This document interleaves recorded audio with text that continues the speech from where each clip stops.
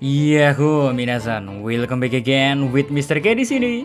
Chapter 1011 versi Manga Plus sudah rilis. Bagi yang belum baca bisa langsung mampir di Manga Plus, oke? Nah, karena udah rilis ya dan Mr. K juga udah baca, itu artinya waktunya react One Piece chapter terbaru ini ku mulai, oke? So, daripada Mr. K banyak bicara gak jelas, let's go mawon ge. It's time to react One Piece 1011. Monggo.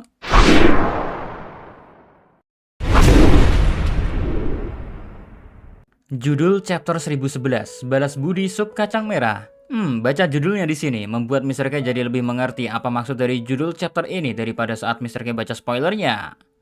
Kalian semua juga pasti ngerti kok kalau judul chapter ini merujuk ke hutang budi Big Mom. Lalu lanjut ke cover judul yang diisi oleh Color Split. Di sini isi dari Color Split sudah tak jelasin secara detail di spoiler One Piece 1011 kemarin. Kalau lupa, Mr. K sempelin aja Color Split kali ini menggambarkan semua baka geng sedang bersantai sambil makan es krim yang begitu nikmat.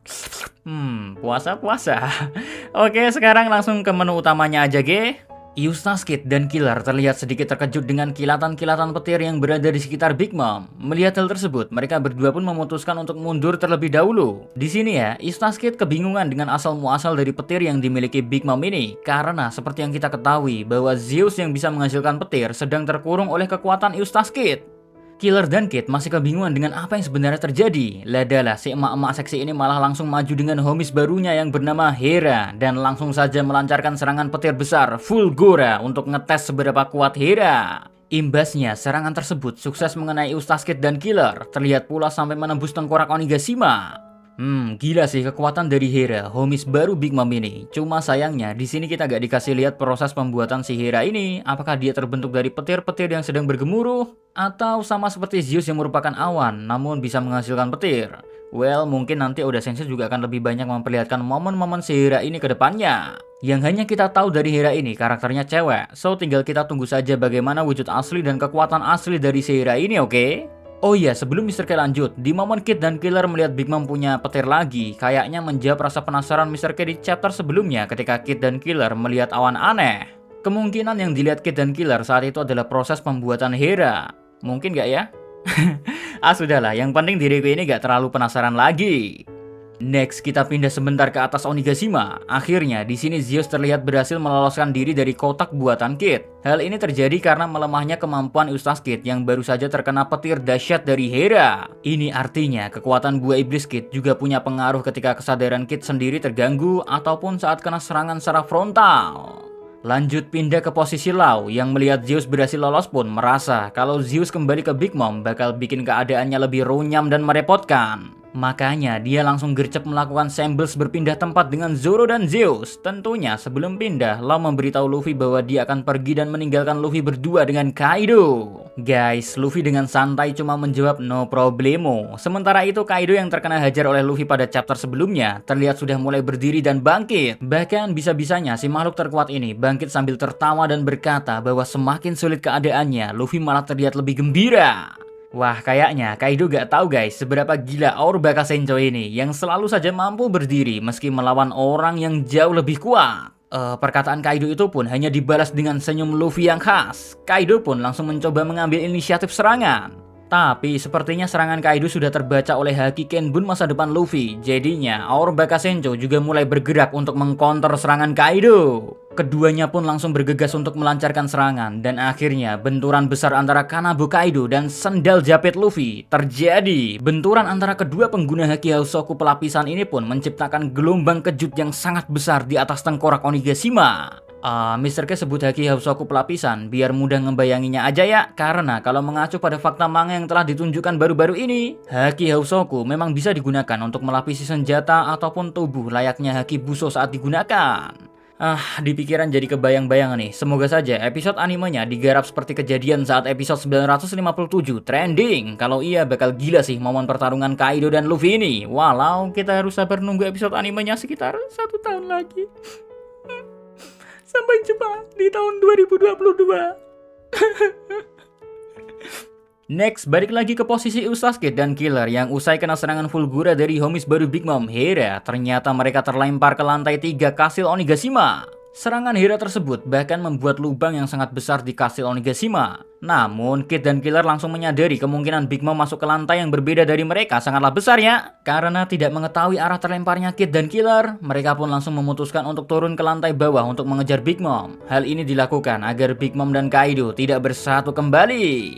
Tapi sialnya, dalam perjalanan mengejar Big Mom, Kid dan Killer malah bertemu dengan pasukan Kaido yang dipimpin oleh Hawkins. Hawkins yang melihat Kid dan Killer langsung menyerang Kid dan Killer dengan jurus Straw Sword. Di sini pula akhirnya terungkap alasan kenapa si Hawkins mengkhianati Kid dan Killer. Ternyata Hawkins ini juga dikhianati oleh si Apo duluan. Nah, ngelihat sudah gak ada kemungkinan untuk mengalahkan Kaido, maka si Hawkins ini lebih memilih untuk tidak bertarung melawan Kaido. Ya, di sini kelihatan sih kalau si Hawkins ini orangnya selalu cari aman. Dia kemungkinan besar bukan tipikal orang yang bakal ngambil resiko, karena Hawkins ini sangat percaya sama hasil ramalannya sendiri. So, dia gak mungkin mau ngelakuin sesuatu kecuali hasil ramalan untuknya bagus. Dasar dukun santet hari gini masih percaya ramalan kartu? Back to Killer dan Kid, meskipun keduanya berada di kondisi yang kurang menguntungkan. Killer memberi saran pada Kid untuk pergi dan mengejar Big Mom, sedangkan Killer akan menahan Hawkins di sini. Nah, saat Hawkins mendengar perkataan Killer seperti itu kepada Kid, Hawkins merasa bersyukur karena jika Hawkins harus melawan keduanya, dia pasti akan kalah. Sedangkan jika Hawkins hanya melawan Killer seorang diri, dia sangat percaya diri bakalan menang. Well, saking pedenya akan menang, Hawkins juga langsung berubah ke wujud monster jeraminya, dan tentunya Basil Hawkins juga mengingatkan Killer bahwa kemungkinan Killer mati melawannya adalah 92%. Mendengar ucapan Hawkins seperti itu, Killer sama sekali gak bergeming guys. Malahan dengan tidak kalah percaya diri, Killer membalas, "Aku tidak percaya pada yang namanya ramalan, aku hanya percaya pada kekuatan yang nyata." Wow, keduanya percaya diri nih. Satunya percaya akan kartu ramalan, satunya percaya bahwa kekuatanlah yang akan menentukan siapa pemenangnya. Who will win? Killer atau Basil Hawkins? Silahkan pilih jargon kalian masing-masing, oke? Dengan cara ketik komentar. Enggak lah, itu cuma bercanda. Sekarang pindah sedikit, kita turun satu lantai, ke lantai 2 kastil Onigashima. Ya, mulai dari sini sebenarnya nggak terlalu jauh berbeda sih dengan versi spoiler yang Mr. K sebutkan. Dan kalau kalian melihat manganya, pasti sudah paham betul. Mulai dari Nami, Usopp, dan Otama yang dikejar oleh Pegwan, ditambah dengan ekspresi nangis ketakutan. Lalu di sini lebih dijelaskan alasan Tama ingin mencapai panggung utama yang bertujuan untuk memberi perintah kepada seluruh gifter yang ada, sehingga para gifter tersebut akan menjadi rekan atau pasukan Tama. Tama pokoknya harus sampai di panggung utama apapun yang terjadi, karena bagi Tama tugas tersebut adalah kewajiban untuknya. Makanya dia meminta tolong pada Komachio untuk bertahan sampai panggung utama. Nantinya setelah sampai panggung utama dan Tama memberi perintah, anak kecil ini gak peduli akan nyawanya sendiri. Wow, gila sih, seorang anak kecil berusia di bawah 10 tahun bisa punya pikiran ikut andil dalam membebaskan negeri Wano tanpa mempedulikan keadaan bahaya dan nyawanya. Walau kita akui Tama melakukan hal ini ya guys, juga gemetar ketakutan. Tapi, coba lihat ucapan demi ucapan Tama di manganya. Apa yang diucapkan Tama bagi Mr. K pribadi 11-12 dengan ucapan Luffy di chapter 1010 kemarin. Kakak adik yang tak terikat ikatan darah dan baru bertemu di Wano ini bisa sinkron dalam menyelamatkan Wano Kuni. Respect dah sama Tama. Andai pun Tama nantinya jadi the next nakama, Mr. K juga gak bakalan kaget kok. Emang pantas kok, walau anak kecil. Back to topic, Nami dan Usopp yang mendengar Tama berbicara seperti itu, apalagi menyangkut nyawanya, Nami dan Usopp pun jadi marah kepada Tama. Tapi marahnya karena rasa sayang ya. Kedua nakama Luffy yang dikenal super penakut ini merasa bersalah tak bisa memberi rasa aman pada Tama. Hal ini pun membuat Usopp dalam sekejap langsung punya keberanian luar biasa. Usopp mengeluarkan jurus barunya, Green Star Flower Cracker dan Green Star Chestnut Bomb. Namun ternyata serangan dahsyat Usopp tersebut tak bisa menumbangkan Pegwan. Pegwan masih saja mampu berdiri dan mengejar kembali. Makin ngeri dah keadaan yang dilalui Nami, Usopp, dan Tama. Lalu disusul oleh kemunculan Big Mom yang mengagetkan, membuat Nami Usopp ketakutannya udah gak terbendung. Untungnya Big Mom berubah ke mode keibuannya atau Mother Mod saat disapa oleh Tama. Terus ada sedikit flashback momen kebersamaan Big Mom dan Tama yang mengenang kota Akobore sebelum hancur. Disinilah awal mula hutang budi harus dibalas oleh Big Mom. Dan seperti yang kita tahu, Big Mom pun akhirnya mengajar Pegwan hanya dengan satu pukulan yang telah dilapisi oleh Haki Raja. Yaps, ngelihat kejutan baru dari Oda Sensei mengenai Big Mom ini membuat kita cukup bertanya-tanya bahwa meskipun Big Mom ini kuat, namun karena ketidakstabilan mental yang dimilikinya bisa bikin situasi berubah 180 derajat. Sebut saja penyakit laparnya saat di Whole Cake Island, lalu sekarang dengan mode keibuannya, juga Big Mom yang sempat dibuat hilang ingatan. Hal-hal tersebut sukses membuat kita semua terkejut, dan situasi yang semula tidak menguntungkan akhirnya berbalik jadi segila dan seseru ini. Well, overall, chapter kali ini lagi-lagi bikin kita makin penasaran sama arc Wano Kuni. Banyak pertanyaan yang mengalir di kepala tentang bagaimana akhir dari arc ini. Apakah Big Mom yang akan menjadi kunci kemenangan melawan pasukan Kaido? Atau adakah kejutan lain yang akan disiapkan Oda Sensei mengenai ketidakstabilan mental dari Big Mom? Lalu bagaimana hubungan Big Mom dengan Zeus yang akan segera bertemu?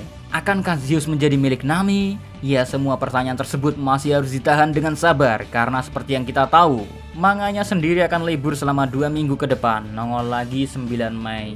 Aduh. So, see you again next time. Adios ya Karamelos. Stay safe everyone. Salam Animania.